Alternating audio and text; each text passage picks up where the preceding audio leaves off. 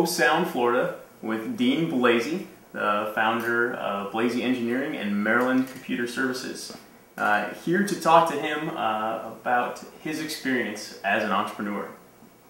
So, Deane, one of the things in talking to various entrepreneurs, we find out that sometime early in their lives they had this experience, whether it was a lemonade stand or mowing lawns or some sort of jolt into working for yourself. Did you have something when you were young that kind of started you on this path? It wasn't really one event, but I always, ever since I was very young, I wanted to run a business. And I remember being in grade school, and I used to sell firecrackers. We moved from Detroit down to Kentucky when I was 5 years old, and so we traveled back to Detroit for holidays. And on the way, you could buy firecrackers in Ohio.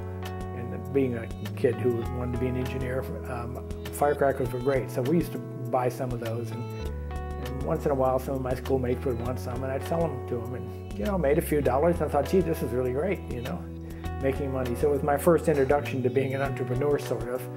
And I just remember from then on that I wanted to run my own business someday.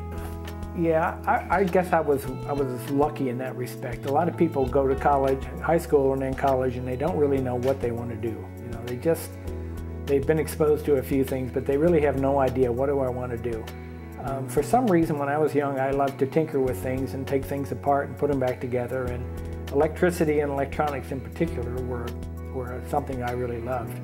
And so when I was in high school, I knew I wanted to be an electrical engineer. And that was very fortunate because it allowed me to focus at a much younger age. And so I didn't have to go through this business of finding myself, so to speak. I saved that till later in life. Well, it really started out when I was a ham radio operator when I was a kid. I think I was 12 years old, and I was getting on a bus going to Louisville and taking the exam. And I still think back thinking, did my mother let me go all the way to Louisville on a bus at 12 years old, to take an exam and become a ham? But she really did. And anyhow, so I was a ham radio guy for a long time, and I went to a club meeting when I was 16. We started a new club in Frankfurt.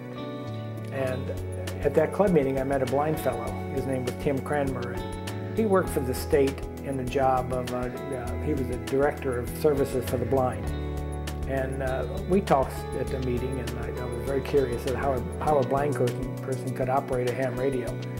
And so Tim and I became friendly during the meeting, and we talked a lot, and he asked me if I would like to work for him on Saturdays. And so I did, and told him sure I would. And I worked for him every Saturday from when I was, I guess, 16 years old, a sophomore in high school, through all my 4 years at UK.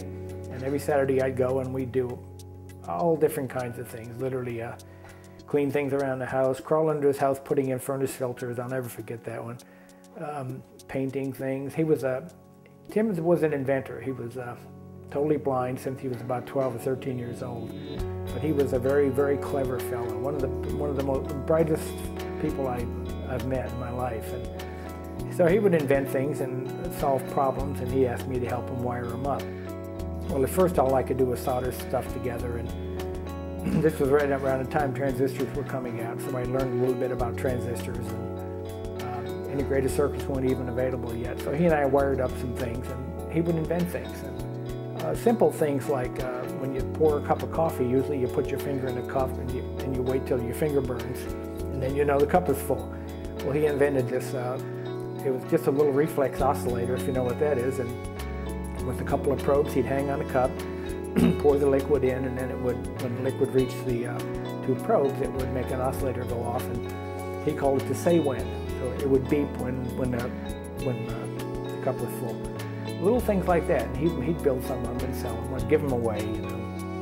So Tim was a real inventor, and it became the point to where he would ask me to build things, and as I was in my engineering school, I could do a lot more. And when I graduated, I kept doing work for him on weekends. That's really how I got into business. I started making a little thing called a page marker, which was a little electronic box, battery powered. You push a button, and it would put out a very low frequency tone on a tape recorder. So when you're recording a book for blind people, you push this every time you turn a page, and we call it a page marker. And when you put the book in fast forward or rewind. You know, it goes very fast. You can still hear it, the Donald Duck talk. Well, all of a sudden you hear a big tone, a beep, and those were called page markers. And I made hundreds of those for different people that recorded books for the blind. So that was really one of the first products I had that started me in entrepreneurship. But at that time I was also working for the government, so it wasn't really a full-time job.